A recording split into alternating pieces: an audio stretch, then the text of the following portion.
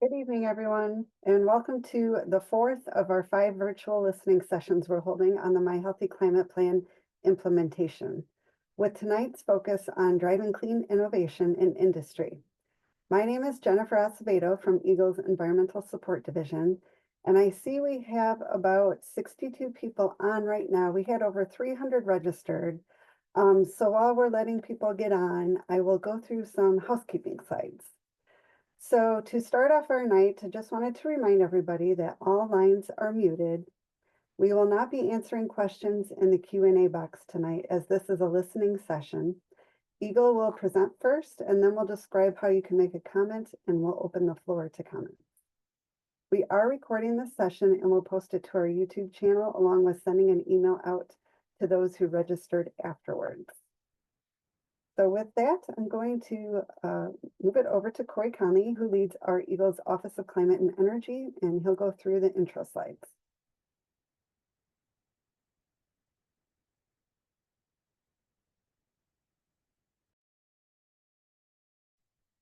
All right, good evening, everyone. Thank you, Jennifer, and thanks everyone for joining. This is the latest in our virtual listening sessions. Folks will know that we're doing a few of these, and so I'll go through the welcome, a little bit about the climate plan, and then about a bit on a background on the industrial sector. And then the main thing we're here today, though, is for the public listening session. So you can see that's the main piece of the agenda. I'm going to try and move quickly. And so I apologize for brevity in advance, but we're mostly here to make sure that we get input from all of you. So next slide, please. So the My Healthy Climate Plan is released in April 2022. The major goals of the climate plan are to reach carbon neutrality by 2050 and maintain net negative emissions thereafter, reduce greenhouse gas emissions by 52% by 2030, and do all this in a just and equitable manner. That sets us up really well for, as we're talking about the emissions in each sector of the economy, to really think about how do we get to that carbon neutrality goal by 2050 and the 2030 goal. But that's the main kind of framework we're working on, is like, how do we get there and how do we do it in a just and equitable way? In terms of the opportunities that the plan, we see this as something that is, yes, incumbent upon us based on environmental impact and the actual impacts of climate change, but also as an opportunity to address past, current, and future environmental injustices, and then foster better health outcomes, as well as creating jobs and reducing costs in the process. Next slide, please. So what have we done so far? We've been working on the climate plan for quite a while. You can see all the way back to 2019, Governor Whitmer's leadership on making these commitments, then calling for the climate plan that was then developed through robust stakeholder engagement and a bunch of work groups that I'm sure many of you participated in, including an energy-intensive industries work group. We used all those recommendations, all that input, developed the climate plan, and then released the climate plan. And over the last year and a half or so, with the support from the US EPA's Climate Pollution Reduction Grant Program, we've been diving a bit deeper into priority actions that we went through last year in in-person sessions. And then this year, looking at a more comprehensive approach on what it's going to take to get to 2050 and expanding out what we're looking at on the 2030 timeline as well. So what's coming next is we've done a few of these virtual sessions. Next, we've got Protecting Michigan's Land and Water, January 22nd, another opportunity for engagement at the My Healthy Climate Conference, and then we'll be kind of closing off all this work with a collaborative planning session for equitable and just climate action. And from there, then we'll kind of put heads down and figure out how to get to that final product for the EPA. Next slide, please. So what does the My Healthy Climate Plan aim to achieve? We've got goals in each sector. I'm not going to dive deep on any of those. The main ones to think about today are in the drive clean innovation in industry. So within the industrial sector, as we've defined it here in the My Healthy Climate Plan, that's also looking at things like recycling rate. It's looking at waste management. And so our major targets there are 45% recycling rate by 2030, and then cutting food waste in half by 2030. And then more broadly, how do we drive clean innovation in industry so that some of these measures that are going to require a lot of lead time to get to that 2050 target in the industrial space, things like steel, cement, how are we driving that now? And that's kind of part of what today is about and how should we approach that. So next slide. So in the sectors we're talking about today, we've got energy intensive industry, so 17.5% of total emissions, and wastewater 4.2%. So we'll talk about both, and we're really looking for input on both of these. Next slide. So I'm not going to go into a ton of this detail. Cheyenne on our team, other folks on our team, Julia, could get into detail on all of these exact kind of data sources. But we've basically pulled together things from EPA's tool, the state inventory tool, along with a variety of other tools, the flight tool and others that will help us get a more complete picture and detailed picture of where the emissions are really coming from here in Michigan. And we'll dive deeper now in terms of the output that came from all of this research that has been done by the team. Next slide, please. So looking at Michigan's emissions from industry since 2005, we've seen a decrease by 13%. You'll see we broke this up. There are lots of different ways to break up the emission sources. We broke this up really on industrial processes and industrial fuel combustion. So industrial processes, direct emissions from things like the cement process, the iron and steel production process, refrigerants themselves. Those are our major sources. And then we'll dive into gas and oil production in a second. But then at the bottom here, the industrial fuel combustion, that's pretty straightforward. That's on-site combustion of fuels and the emissions impact of that. Next slide, please. So like I said, the oil and gas, because it's included in two places on the previous slide, we wanted to break this out so that folks could understand when we talk about process emissions in oil and gas, what does that mean? And we're looking at here the gas transmission, gas production process, gas distribution process, and then emissions leaks and gas processing. There are a variety of things here, but just wanted to make sure folks understood the distinction here between the combustion of the fuels and actually the oil and gas process emissions. And so primarily the reduction here that's happened 31% since 2005 is coming from reduction in transmission and distribution, so reduction in leakage. Next slide, please. So process emissions, and this is one of an area that I think we're likely to focus pretty heavily on in this conversation and moving forward. It presents some of the biggest challenges to get to our 2050 targets in particular. But here you can see a breakdown of the impact of cement, iron and steel production, refrigerants.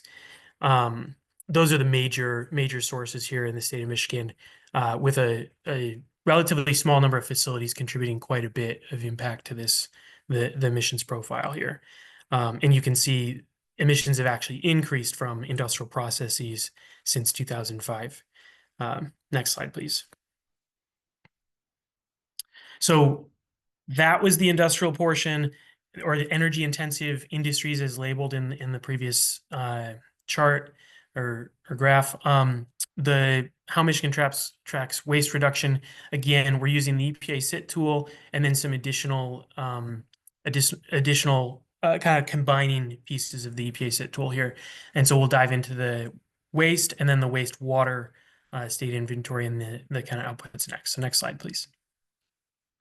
So emissions from waste, typically, this is pretty straightforward. Landfills are the major source. Small contribution there of composting and the emissions associated with that. And then municipal wastewater, you can see, is kind of flat across the board. Industrial wastewater, a small portion there. But emissions from waste in Michigan have decreased by 24% since 2005.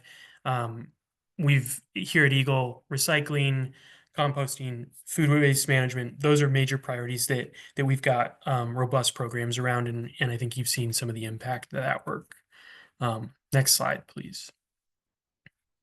So as you saw that timeline that I presented earlier with a variety of milestones. One of them was the development and narrowing of our climate plan to a set of priority climate action measures that were it was necessary as a part of the EPA process, but also helped us refine where are we really trying to prioritize action that we think is going to have the greatest impact to hit our 2030 targets and get to 2050.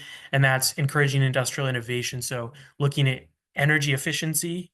So that's the first step, energy efficiency at facilities, looking at fuel switching, so conversion to electricity in a lot of cases at major facilities, and then deployment of cleaner manufacturing technologies to figure out how do we actually produce steel or cement or some of these other kind of fundamental materials to our economy. How do we produce those without a carbon impact?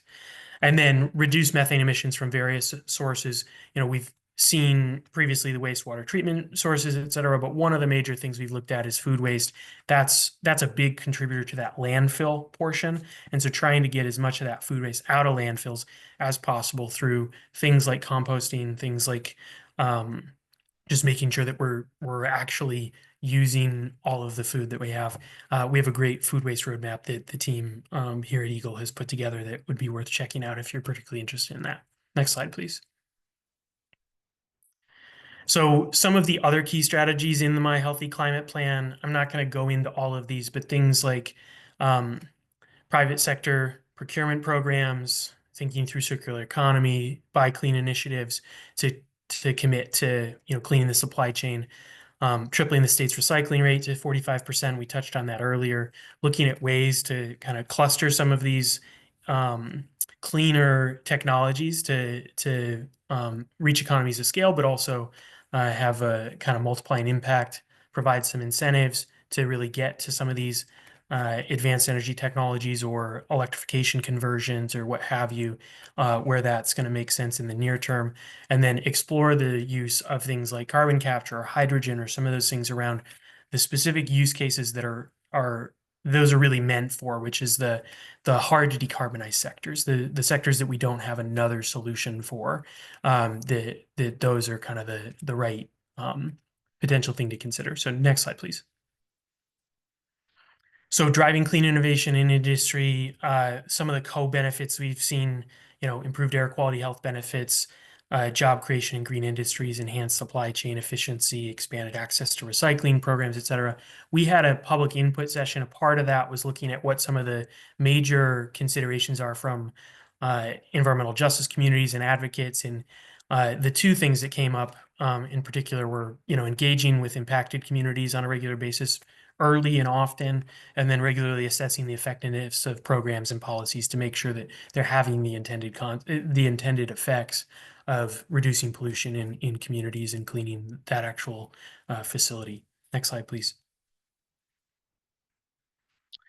We have a number of initiatives at the state of Michigan that cover this sector. It's a pretty broad-ranging sector. So we have things, financing opportunities to try and drive industrial innovation, like the State Energy Finance Institution that our team in MEDC runs, the Next Cycle program on recycling. We've got a food waste roadmap, like I mentioned, the Orphan Well program, which is really looking at those transmission, distribution, and some of the just general kind of aging infrastructure in the net oil and gas emissions category, and a variety of other things here. And this is just a snapshot of some of the initiatives going on, but we're always interested in learning more and hearing from you all about what you think we could be doing at the state to drive more decarbonization in this space. Next slide, please. So with that, I'm going to go ahead and mute myself. I'll hand it back over to Jennifer and the team, ask some of our team members to come on camera. But as Jennifer said, we'll just be listening. We do take this seriously and do appreciate you taking the time. With that, I'll hand it back to Jennifer. Thank you, Corey. I'm just going to reiterate what I said at the beginning because we didn't have as many people on. Right now we have about 90 people on. So at the beginning, I just said that everyone, that we're recording the session and that we'll post it to our YouTube channel, along with sending an email out to those who registered. So you'll get the recording, you'll get some helpful links, and then you'll get a copy of the slides. I know Corey went through that quickly, but the purpose is so we can listen. So I'm going to run through how this will work. You'll have, you'll raise your hand. There's a button on the bottom there, and you'll use that icon and you'll be added to our queue. If we have anyone on the phone wanting to comment, they can hit #2 to raise their hand. And we'll do our best to keep a list in the chat so that when you're on, you'll know when you're on deck and be prepared to unmute when it's your turn. So then we'll call your name when it's your turn to speak. And if you could please say your name and organization if you represent one. You'll have 3 minutes and we'll set a timer for you. But we really are here to listen and we appreciate you spending this time with us tonight. So you'll see the timer at the top of the screen. And when it's approaching the 3-minute mark, you'll see it transition to orange and then red. And then you'll hear a beep at the end. And we will have to keep everybody's comments to 3 minutes as we have so many people logged in. If you can't get through all of your comments in those 3 minutes tonight, or you decide that you want to give you don't want to give comments in this setting, you can always submit comments via email to eagle-oce@michigan.gov. So with that, I think we'll get started with the first few people, and a reminder to just start with your name and your organization. All right, so Jim has this posted in the chat. Ian McMillan, you are first up. Hello, can you hear me? I think I can hear you. Can you go again? Hold on. Is that better? Yes, that's better. Hello? We hear you. Hello, can you hear me? Yes, can you hear us? Oh, crud. Hold on. Wait. Oh, wait, hold on.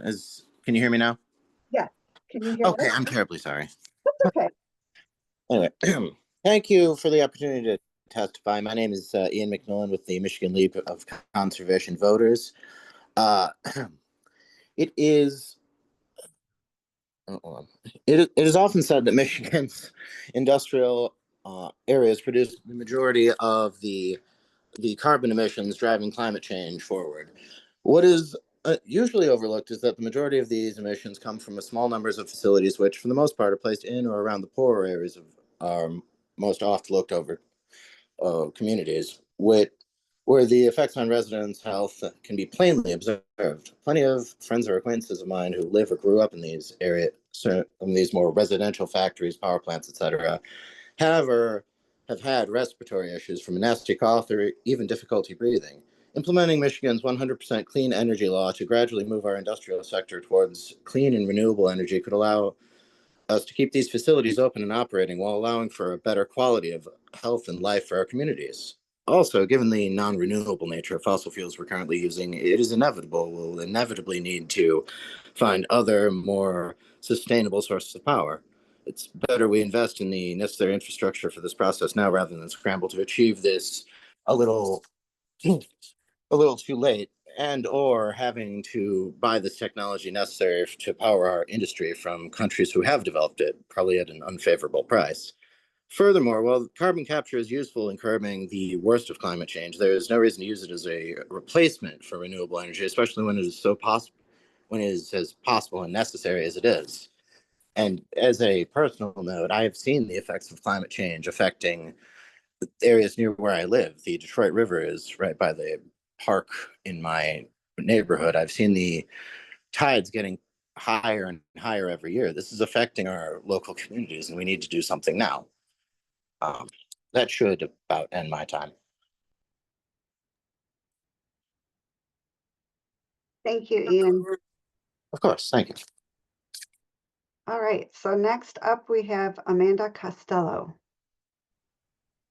Hi, everyone. My name is Amanda Costello. I want to thank everyone from EGLE for taking time to hear my comment. I live in Canton, Michigan. I'm also an organizer with the Michigan League of Conservation Voters. I'm definitely more on like the issue, like educating, the education side of environmental advocacy.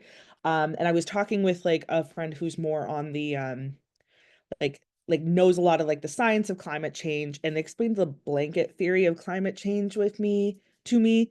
Um, the idea that like the carbon emissions that we release into the atmosphere are like adding blankets to a bed, and the more blankets you pile on, the hotter things get.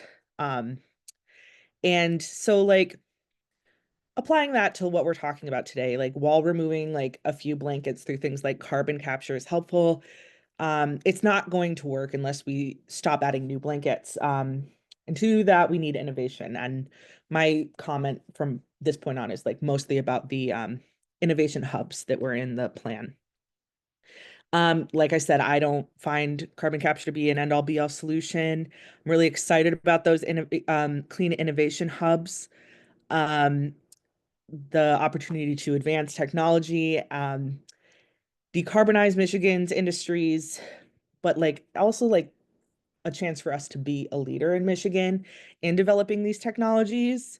I was reading like these hubs can focus on um, hydrogen energy, electric vehicle battery recycling, and I think Michigan has a lot of strengths in this like industrial area that can be applied to these hubs, and like we can like again, like I think that this is a chance for our leadership in the state.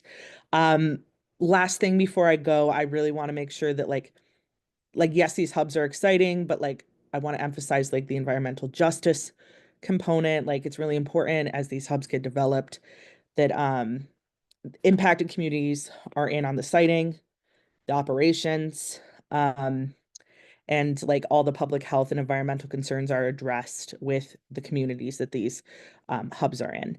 I really appreciate you hearing me out, and that's my time, probably. Thank you, Amanda. Next up is Andrew Collins. Hello, can you hear me? Yes. All right. Thank you for the opportunity to provide public comment. My name is Andrew Collins. I'm a resident of Kentwood. While I am not a farmer or an industrialist, I am someone who depends on having a livable future, which includes having safe drinking water. Today, I'm speaking about the permitting and regulation of digesters in Michigan. Digesters are and will continue to be an important part of advancing Michigan's clean energy goals. They offer several significant benefits. First, renewable energy production. Digesters reduce our dependence on fossil fuels by capturing methane from organic waste and converting it to biogas. Greenhouse gas reduction by preventing methane emissions. They mitigate climate change. They also are a component of waste diversion.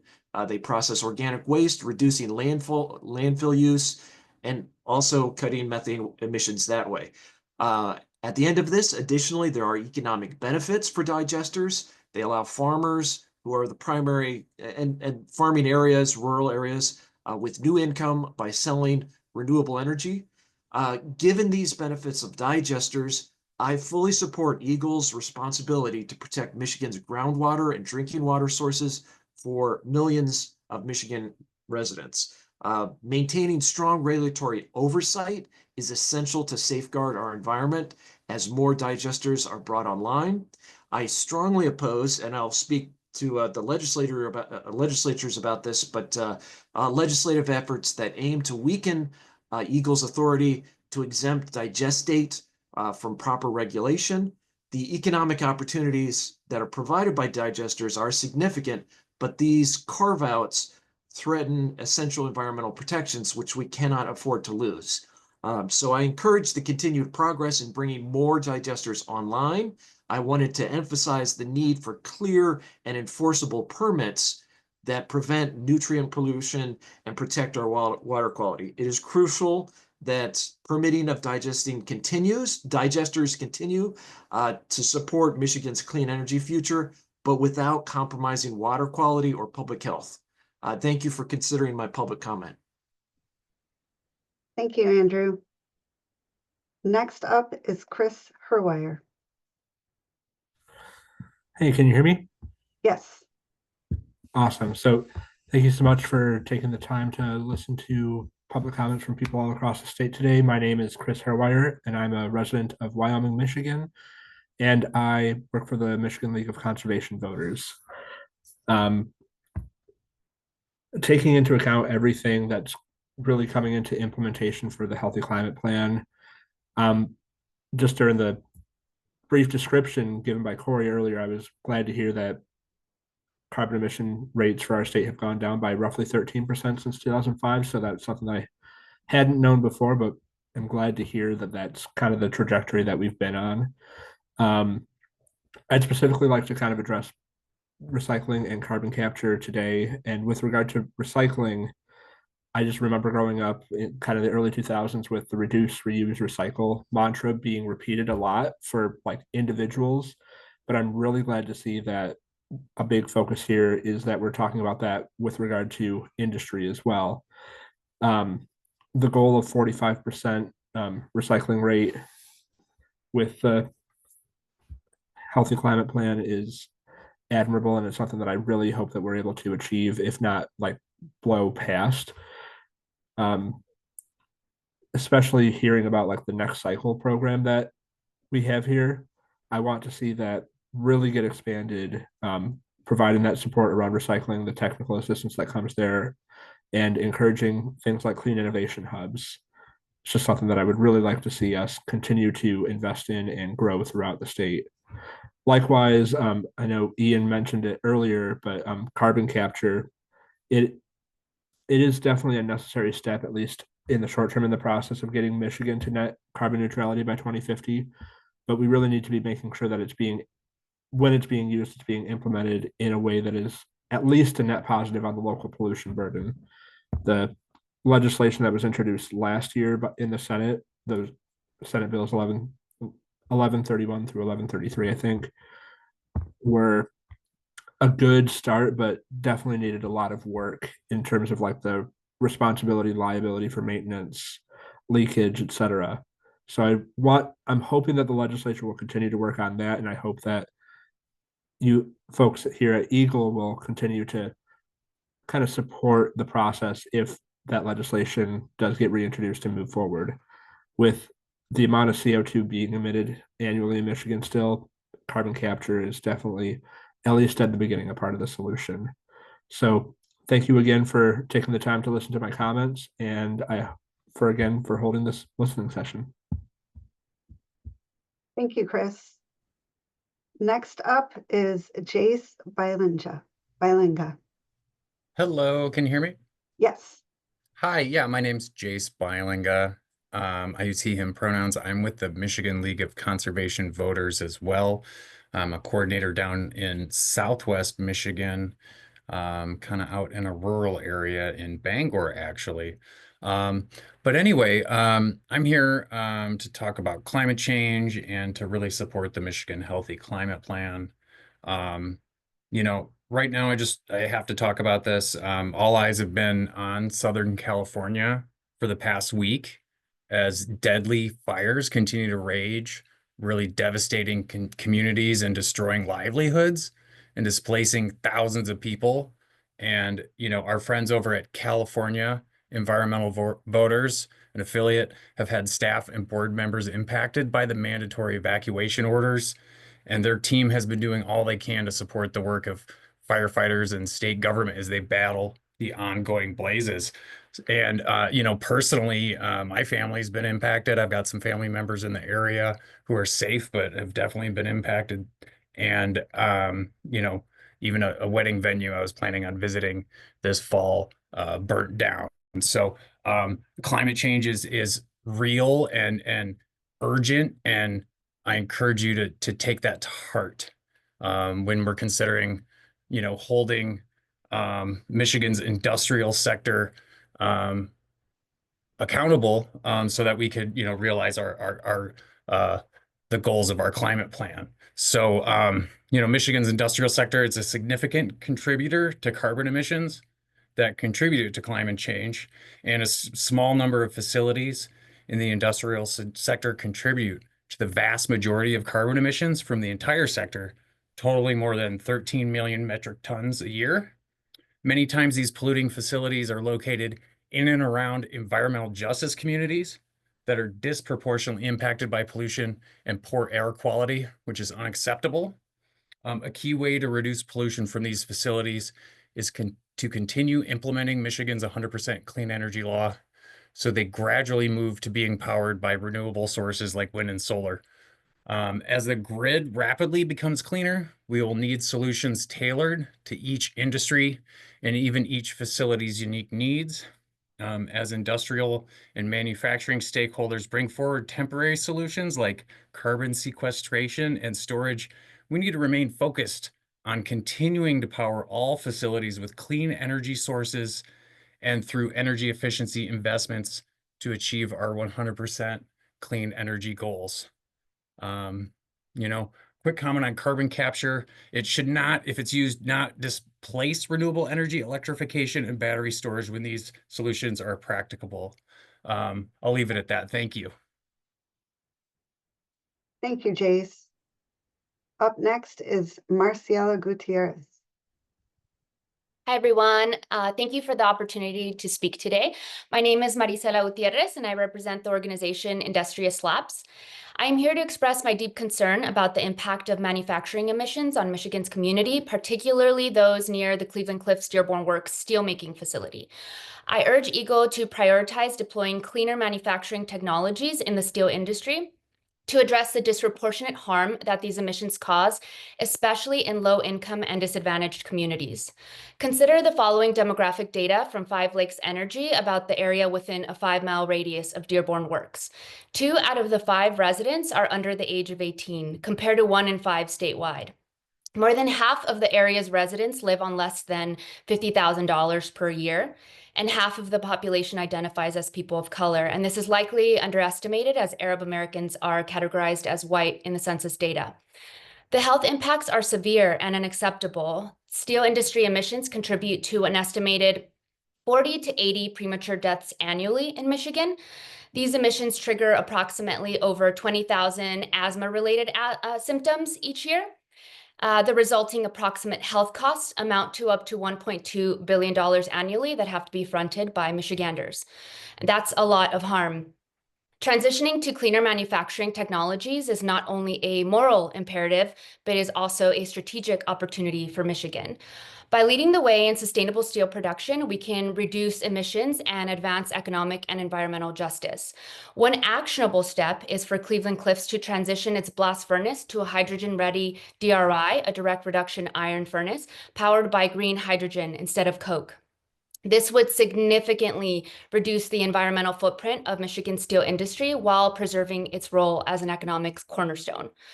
By prioritizing cleaner steelmaking processes, EGLE has a chance to foster a future where economic growth and environmental justice thrive together.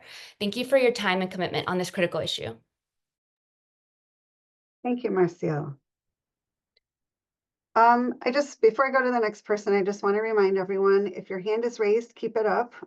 If you want to comment, and keep an eye on the chat to see who is on deck to comment next. Right now we have about 14 hands, so you might not see your name yet in the chat. All right, moving along. Next up is Luann Kozma. Good evening. Can you hear me? Yes. Great. Thank you very much for the opportunity to provide comment.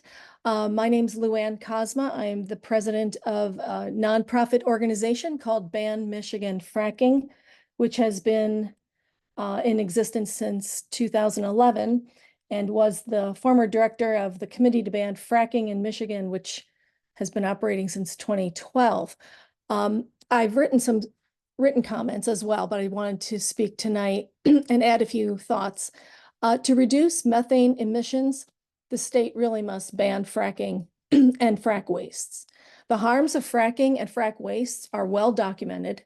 I've provided in the written comments a link to the latest edition of a compendium report called the Compendium of Scientific, Medical, and Media Findings Demonstrating Risks and Harms of Fracking and Associated Gas and Oil Infrastructure. And that's the 9th edition from October of 2023. And that's been done for quite a few years now. They're in their 9th edition by a group called Concerned Health Professionals of New York. And they also have another organization, Science and Environmental Health Network. And that can be found at concernedhealthyny.org. We put that entire document in the record for EGLE's consideration. And thousands of Michiganders agree, really tens of thousands. Between 2015 and 2018, the Committee to Ban Fracking in Michigan, which is a ballot question committee, collected and submitted over 271,000 signatures by Michigan voters to put the issue of banning horizontal fracking and frac wastes on the ballot for a statewide vote. Unlike most ballot initiatives, it was completely grassroots without major funding. Unfortunately, the legislature changed the ballot initiative laws that in the end prevented the committee's legal case from being heard in the Michigan Supreme Court. So ballot initiative laws, which isn't maybe the purview of the climate plan, really must change also so that they do not hinder and obstruct direct democracy as they do now. Additionally, we are against carbon capture because it's just another method of oil and gas extraction.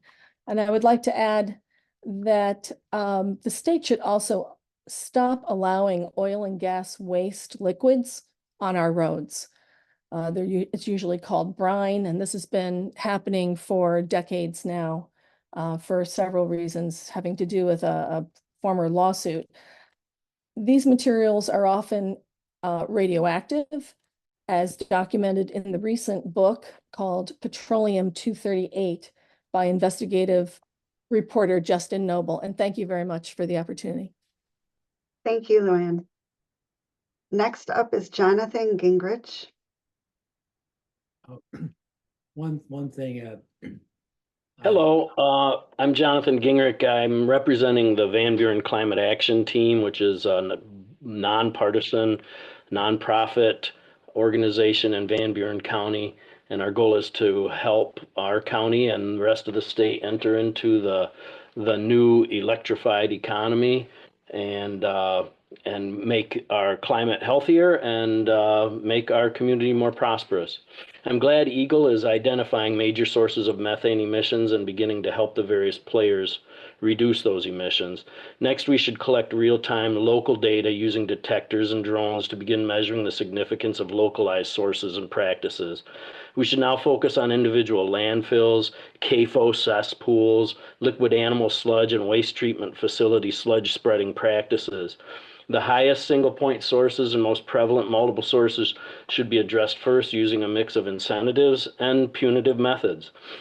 We need to limit methane gas releases by making pipelines carrying methane into our state unnecessary. EGLE can do that by ramping up programs that encourage Michigan residents to electrify their households and businesses, which will reduce Michigan's need for imported methane gas. Encouragement could be in the form of informational programs such as presentations, pamphlets, newsletters, community outreach to educate and point people toward available economic incentives. And by two, encouraging homegrown renewable energy and storage all across our state. This can eliminate the necessity for many miles of high-pressure methane gas pipelines, as well as electricity being generated from coal-fired power plants in our state. Coal mining is a giant source of methane gas emissions, even if it's happening in other states.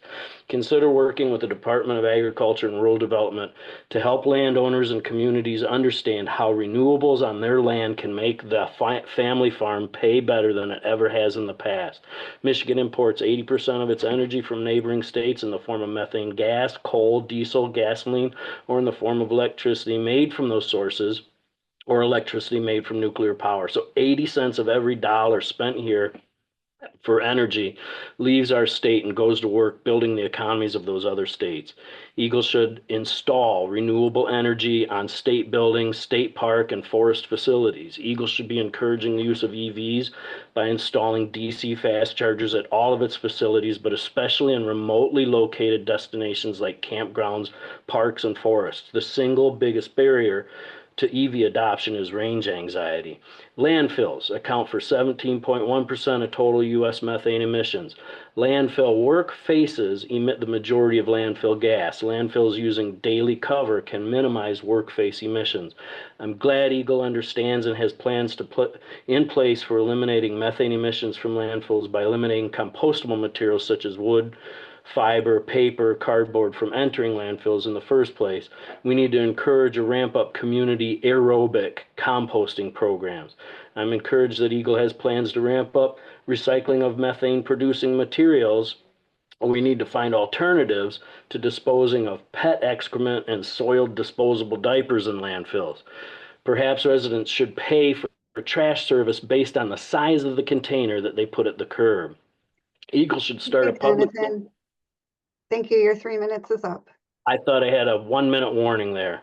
All right, well, the Awesome. next part is you need to address wastewater treatment facilities and CAFOs and encourage aerobic digestion to set up a good biotic system there. Thank you for your time.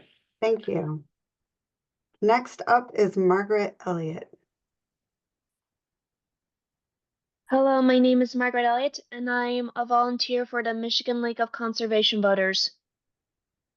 I believe that a better way of storing CO2 rather than carbon capture would be to work with indigenous communities in Michigan to maintain and rebuild forests. I also believe that another way would be to implant wild urban spaces in cities such as Detroit. This could provide shade to ensure that people stay safe during heat waves and also help store CO2. And I believe another plan should be to implement better public transportation within our cities and towns, whether that be through improving the bus system, such as expanding their range and switching over to electric buses, or by making a subway system. I have recently returned from a study abroad in Tokyo, and I miss being able to use the subway to go wherever I wanted. I was able to use the subway to go from the station near my dorm all the way over to Yokohama, which is a city located next to Tokyo, and it was great. This would also create new jobs and again, I would like the subway system to be powered by green energy, whether that be through the laws Michigan has in place here or through the Inflation Reduction Act.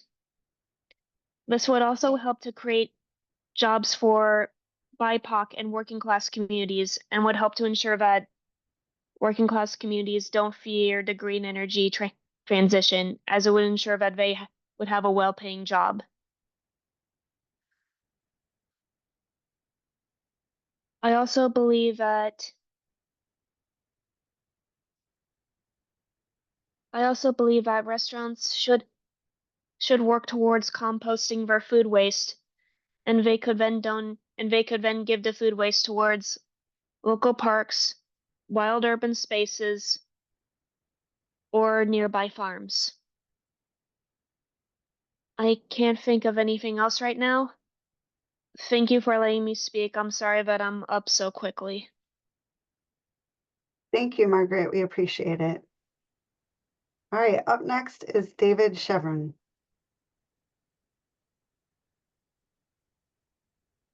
Good evening, I'm Dave Chevron. I live in West Bloomfield, Michigan, and I'm a volunteer with the Michigan League of Conservation Voters. I want to thank EGLE and all of you for this opportunity to speak. I've worked in and around Michigan state government for most of my adult life as an employee of the state legislature, as a public sector consultant, and as a volunteer who's worked on a large number of policy initiatives, none more important than passage of the My Healthy Climate Plan. Today, I want to support strategies that utilize clean innovations in industry to build a circular, energy-efficient economy.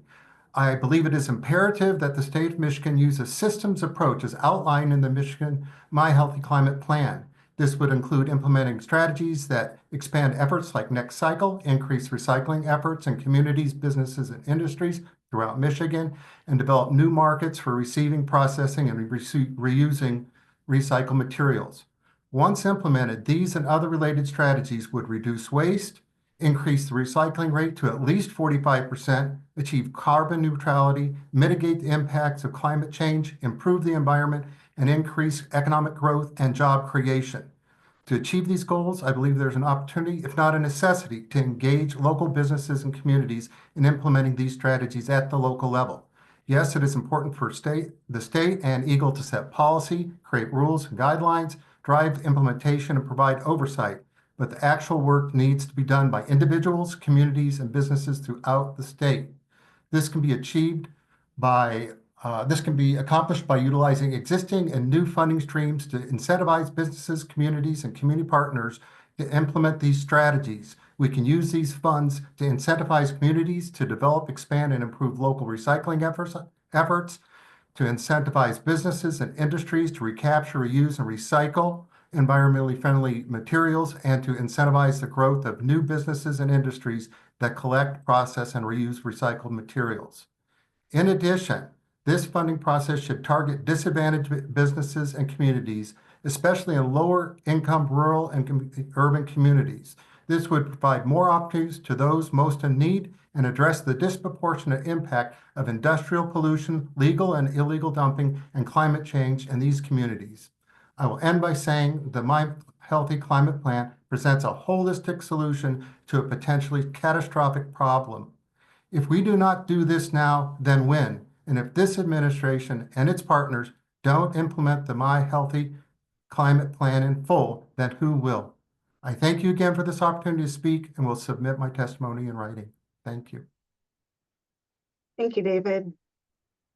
Up next is Cassandra Griffin. Hi there. Can you hear me okay? Yes. Excellent.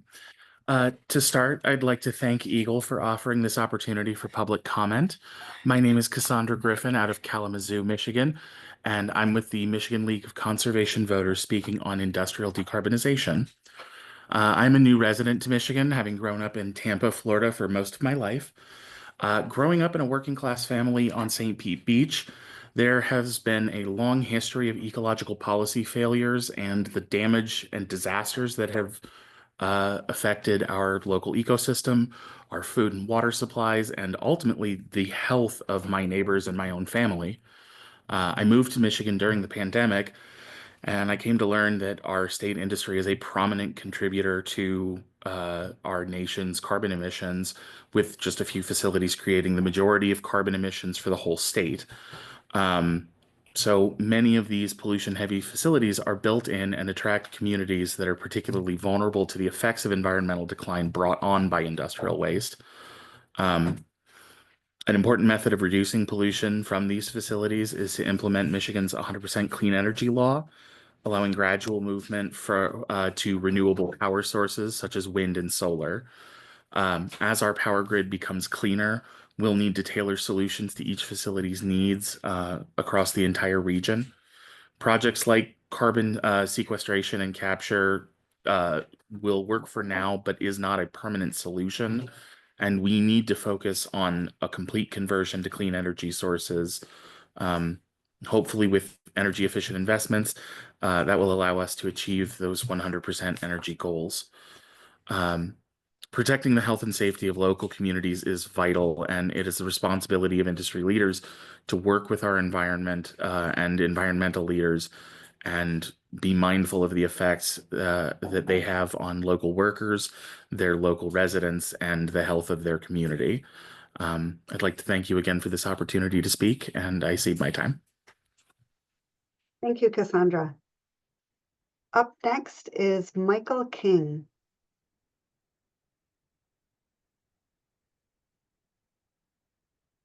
Hi guys, my name is Michael King and I am the West Michigan organizer for the Michigan League of Conservation Voters. I appreciate you guys so much for holding this session again. For it is extremely vital that we continue to put in place different ways just to save our community and continue to think about sustainable innovations in order to just make our emissions captures better and everything of that nature. Different things like innovations in order to bring down our emissions is extremely important to just invest in and around the community to encourage a lot of people to just advocate for these different things and pressure a lot of our elected officials and everything to just support these different things and throw out funding just so we can continue to protect our air and reduce our carbon footprints.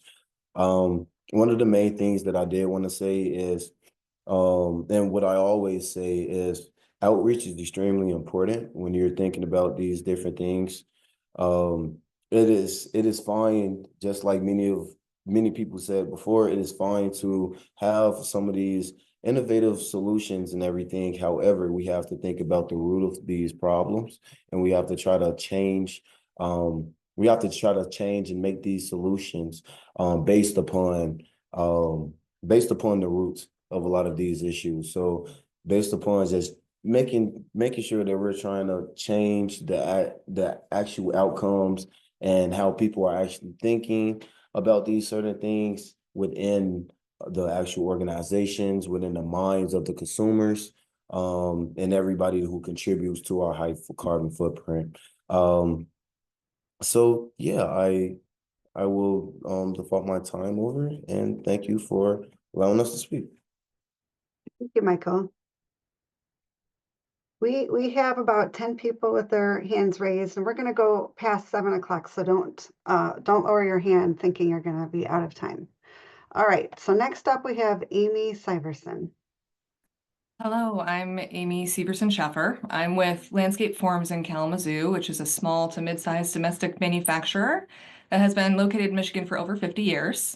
And my comments this evening are my own views. Today, my company has over 500 team members, and we're doing industry-leading work in our target market, and we're making products with a purpose that connect people to nature and to each other. We are all in on reducing our impacts. Our roadmap for sustainability directs us to advance in responsible making and advancing stewardship. Our aspirations include decarbonizing operations, utilizing cleaner materials, developing renewable energy on site, and increasing our waste diversion to over 92% where we are today. My comment is that as a small to mid-sized manufacturer, which is not one of the highest contributing categories like cement or steel production, and at the same time is busy continuously improving so that we can compete as a domestic craft manufacturer, we've seen very few grant and technical assistance opportunities for which we meet the eligibility requirements. Technical assistance in navigating opportunities best suited to our facilities and processes would help us to take on new initiatives confidently and quickly.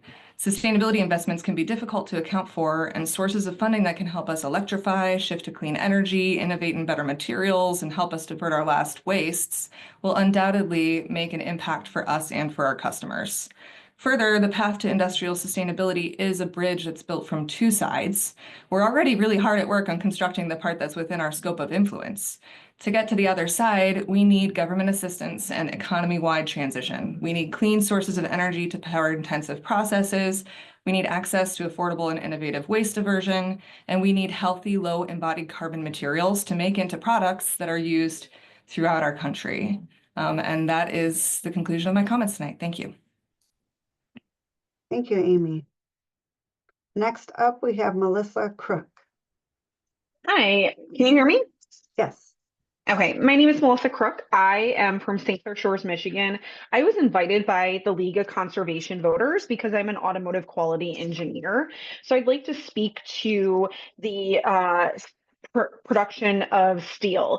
I do not see enough promotion of steel recycling within the manufacturing industry so that metals can be reused again within production in a more holistic manner. And this is something that needs to be mandated by the state in order for these manufacturing companies to divide up their steel by the type of steel that it is. When it is not divided up, it cannot be recycled.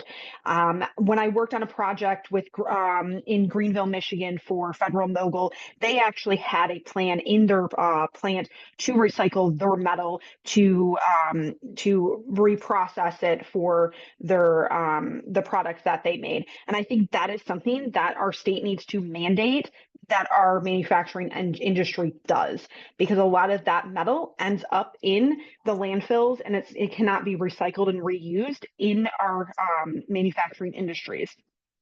But the one thing that I really wanted to mention that I didn't see at all listed when it comes to methane gas. It is a known fact that dairy cows and beef production is the largest producer of methane gas. More so than anything else.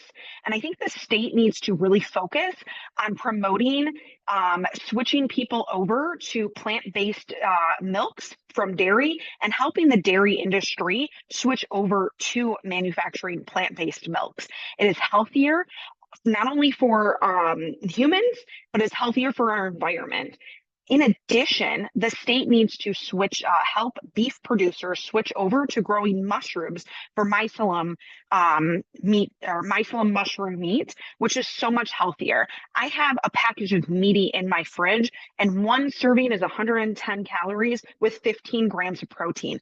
That is a huge return on the amount of protein that you get from just mushrooms. And if we're going to be a more healthy state and a more healthy country and a more healthy world, we have to reduce the amount of beef that we are producing and the amount of dairy cows that are being used for unnecessary food that humans do not need. I'm saying this as a 15-year vegan, and in that time, I have reversed numerous health issues that I have had. I grew a baby, and then I nursed that baby for 2 years. So on top of that, we also need to make sure that new mothers understand the benefits of breast milk so that we're not promoting unnecessary use of formula. Formula has its place, but it is not something that should be used all the time. And we need to empower mothers to understand the benefits of using breastfeeding and why it's better than using formula. Thank And you, so, Melissa. yep. So Your I think 3 the minutes state up. needs to switch over to that. Thank you. Thank you. Next up is Bill Knapp. Okay, thank you. Yes, my name is Bill Knapp. I live in Grand Rapids, Michigan, and associated with the Michigan League of Conservation Voters.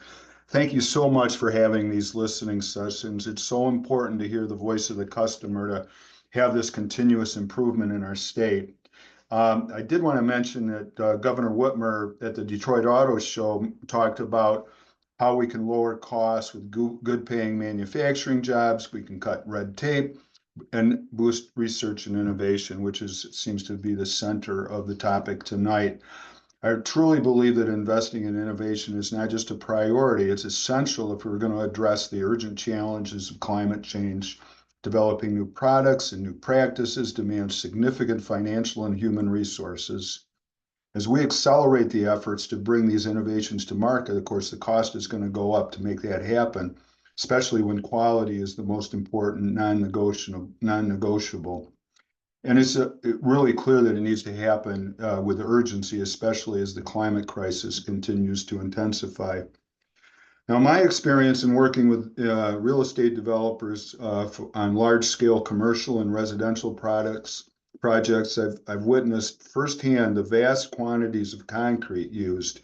And as we all know, concrete produces about 8% of the global CO2 emissions. Addressing the industrial carbon decarbonization here requires bold support and alternative processes. Just for example, Consumers Energy partnership with Ashcore near Holland is an excellent model.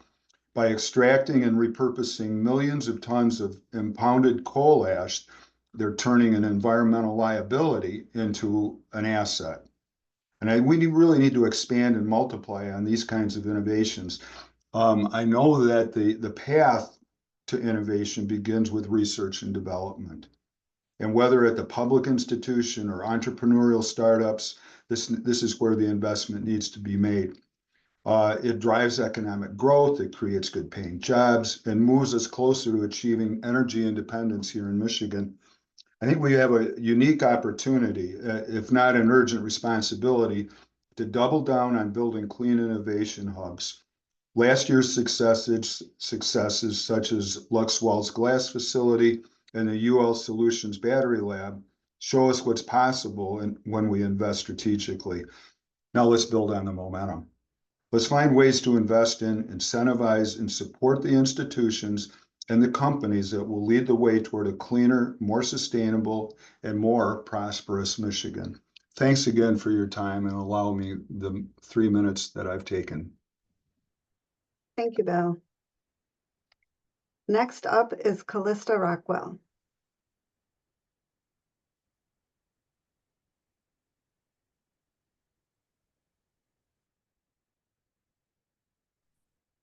Callista Rockwell?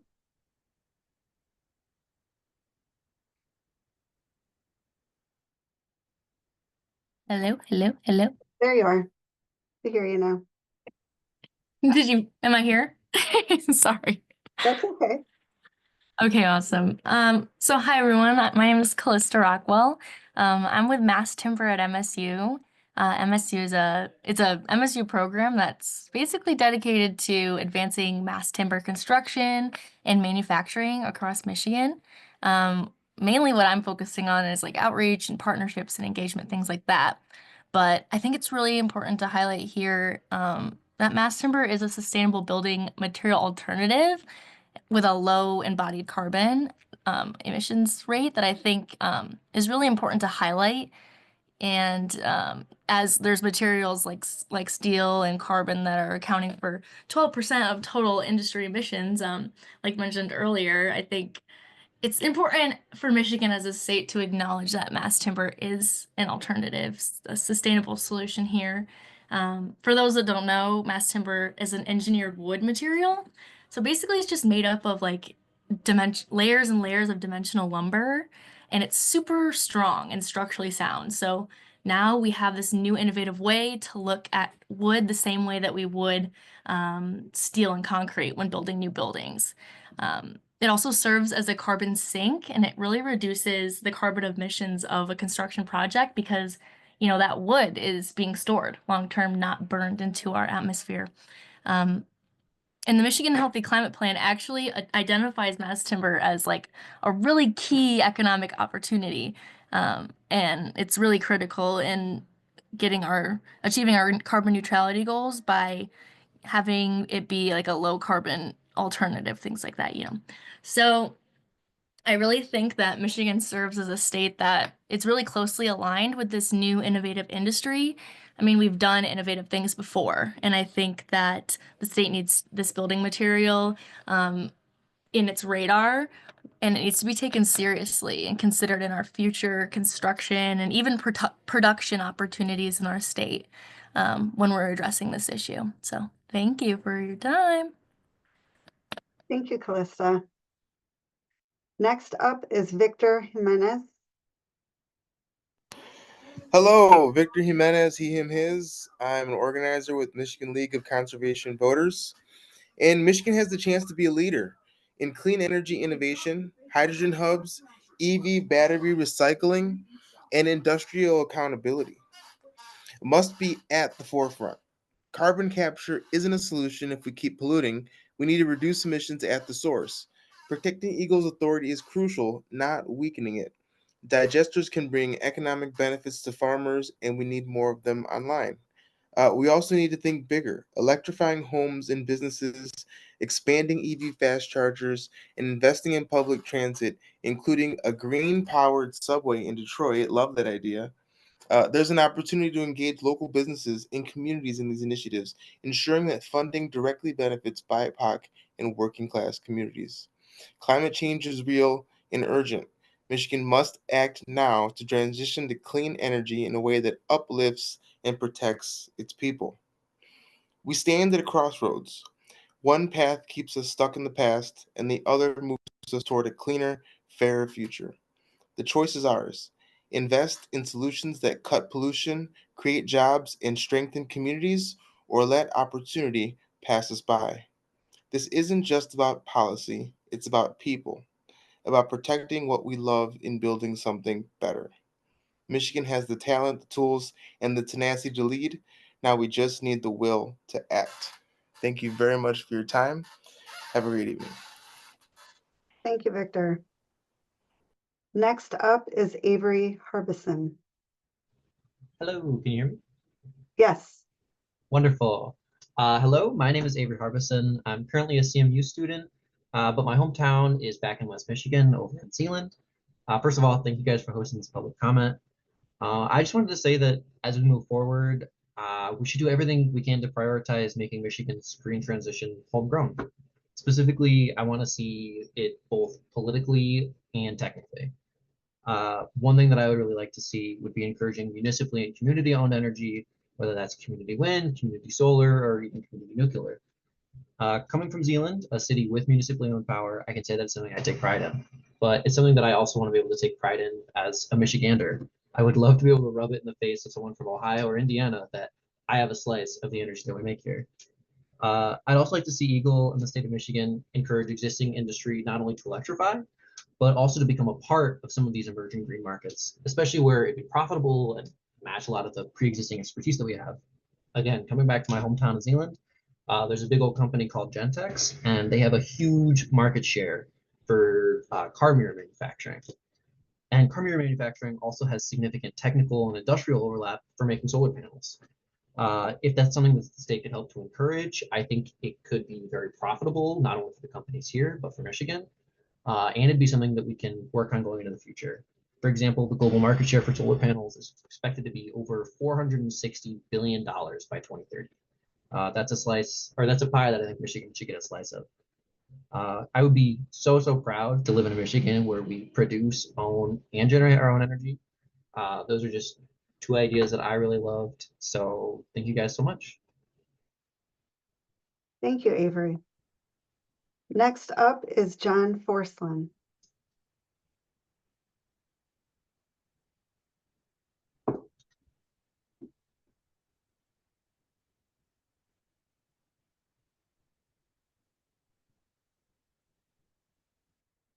John Forslund, are you there? Yes, I am. Thank you, Jennifer. Yep. I'm John. I'm in Marquette. I'm a member of the Climate Reality Project. And I've been horrified in readings just recently how rampaging climate denial is, especially since the last election.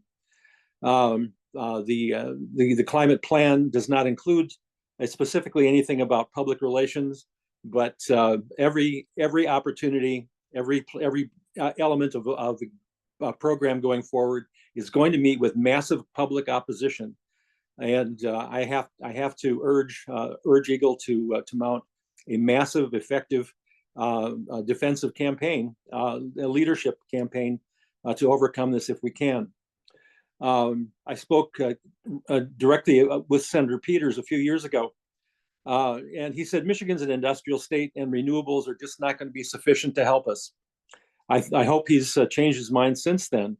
But part of the what's new since then is that there are massive efficiency opportunities, and the role of efficiency in improving our operations is becoming better known. Amory Lovins suggests that applying efficiency absolutely religiously to every opportunity that we have could reduce, for instance, our energy demand by up to 30%.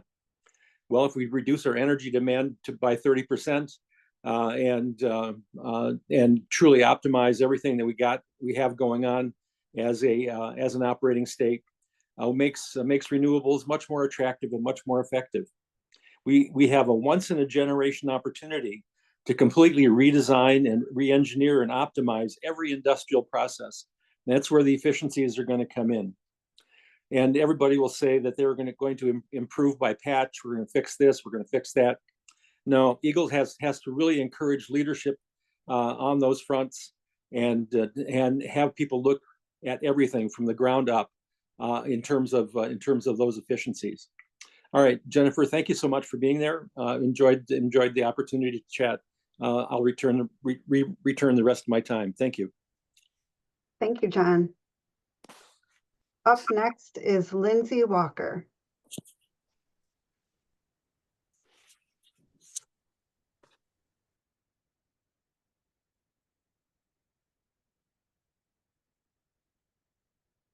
Lindsay Walker.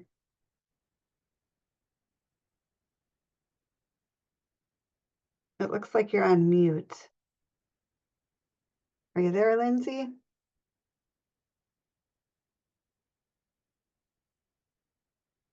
All right, we're going to move on to Denise, and we'll come back to Lindsay.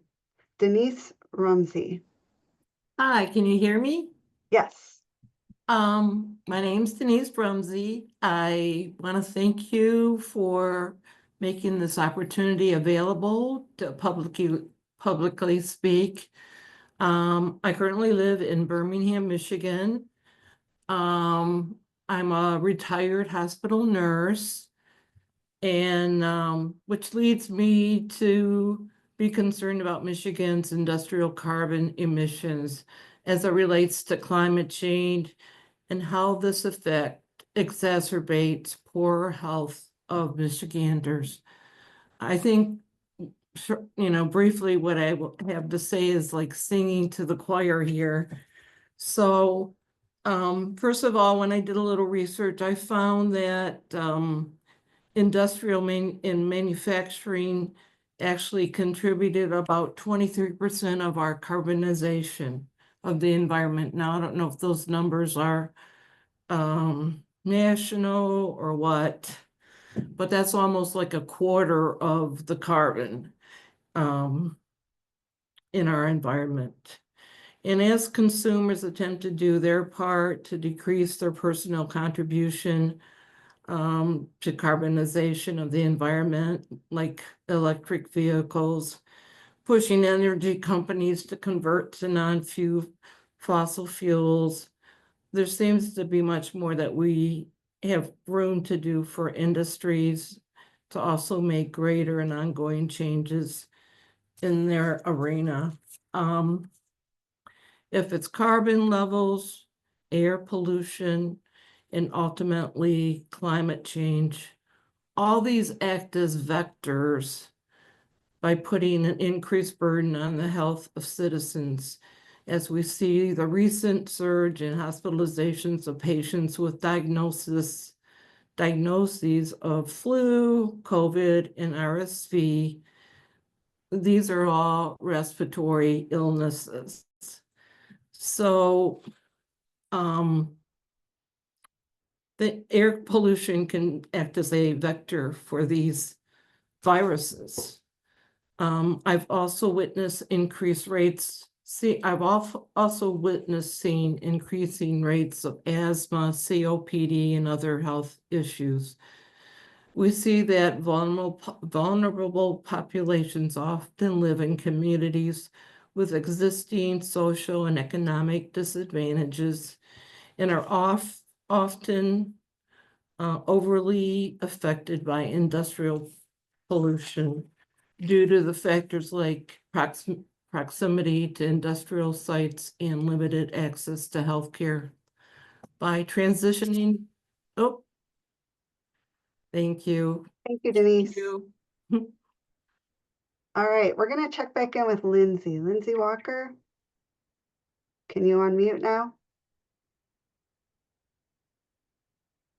Thank you so very much. Sorry about that. Lindsay Walker, everybody. Emmett County Recycling. I also am a city councilwoman here in the city of Petoskey, and I am the chairwoman of the Michigan Organics Council, which is our United States Composting Council state chapter. I've had ample opportunities to contribute to the listening sessions and decarbonization of industry and food waste reduction by 50% by 2030 is my favorite Michigan Healthy Climate Plan activity. And so I just want to be able to continue to contribute that we really don't have to reinvent the wheel here in Michigan. Our lowest hanging fruit, no pun intended, is the reduction of food waste. Prevention is the single least expensive option in terms of education and outreach for our municipalities and counties.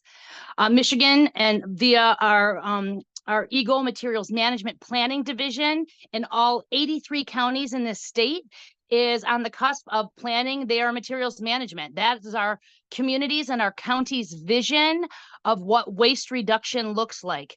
Food and food waste is a huge portion of what we as Michiganders, municipalities, counties, individuals, businesses, nonprofit organizations can do to reduce 50% of food waste going to landfill.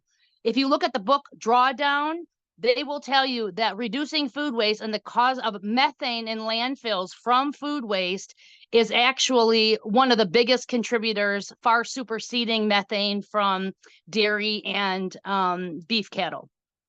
So I just want to encourage our elected officials and folks throughout the state of Michigan that reducing food waste is our biggest opportunity.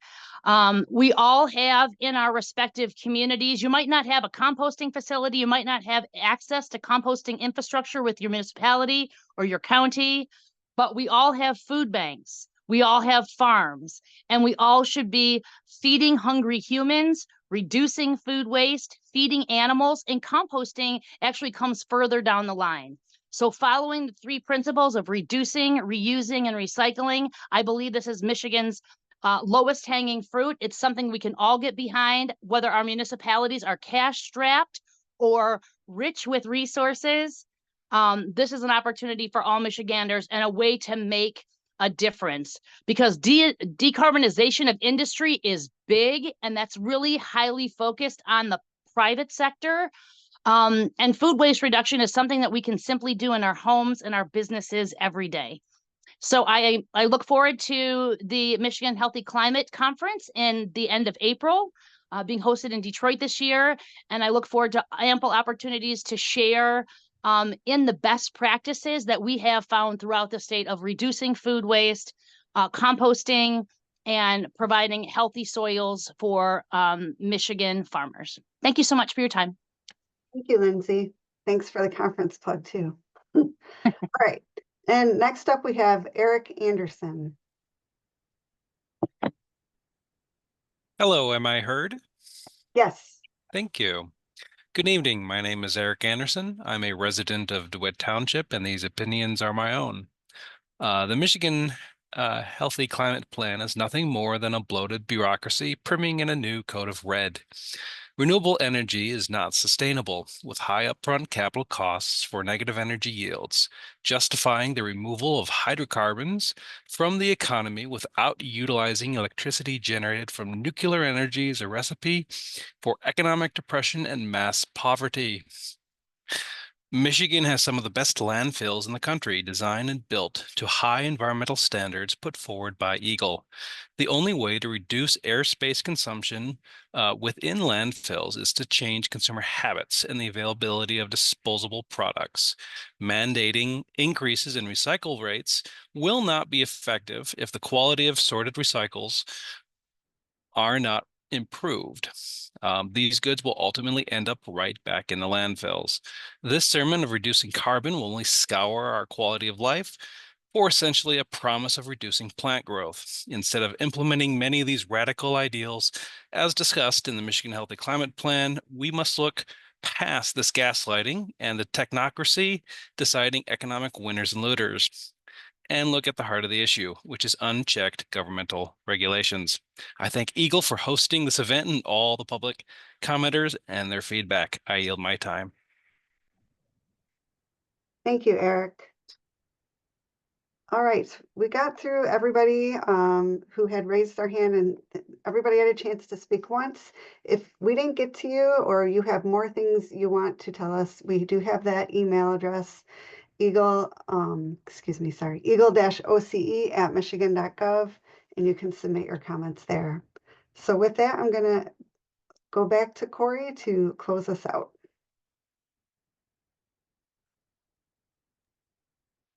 Everyone, thank you, Jennifer, and thanks everyone for all the comments. Really appreciate you all taking the time tonight.